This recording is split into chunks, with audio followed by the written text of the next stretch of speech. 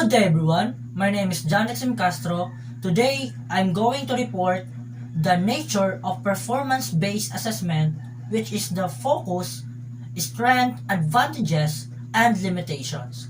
But before I going to discuss the focus, strength, advantages, and limitation of performance-based assessment, let me read to you the objectives of this report.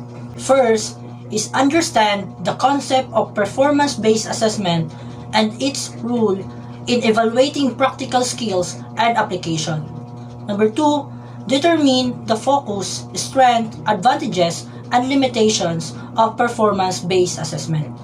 And the last one, recognize the strength, advantages, and limitation associated with performance-based assessment. So first, what is the focus of performance-based assessment? Performance-based assessment can assess the student's process, product, or both, process and product, depending on the learning outcomes. It also involves doing instead of just knowing about an activity or task. The teacher assesses the effectiveness of the process or procedure and the product or output used in carrying out the instruction. The problem is when to use the process and the product. According to Gronlund 1998, use the process when there is no product.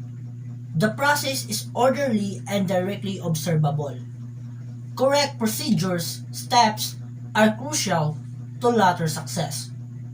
Analysis of procedural steps can help in improving the product, and learning is at the early stage. Also, according to Gronlund 1998, use the product when different procedures result is an equally good product. Procedures not available for observation. The procedures have been mastered already, and products have qualities that can be identified and judged. Performance-based assessment is an evaluation approach that focuses on measuring someone's ability to apply their knowledge in the real world. Instead of solely testing knowledge acquisition by demonstrating their understanding of topics or tasks, learners are required to put what they've learned into practice through activities such as presentation, experiments, and simulations. So the next is the strength advantages of performance-based assessment. First is it assesses complex learning outcomes not measured by paper and pencil tests. It assesses the process as well as the product.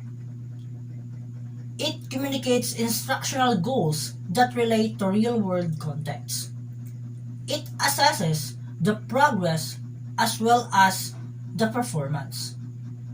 It involves the students in the process of assessing their own group. It recognizes that students can express what they know and can do in different ways. A specific, direct, and understandable information about the students are available to parents. It evaluates the whole student. It enhances the professional skills of teachers through collaboration with other teachers. It can establish a framework for observing students that is consistent with the principles of child development. It can contribute to a meaningful curriculum, planning, and the design of developmentally appropriate educational inventions. It also can assess complex and higher level of instructional objectives more reflective of real-world tasks, can have a positive impact on instructional by encouraging students to move beyond the one correct answer mentality, can provide evidence of students' in-depth understanding. As we explore the nature of performance assessment and examine the different types of assessment tasks, Several authorities discuss the advantages of performance assessment over other assessment.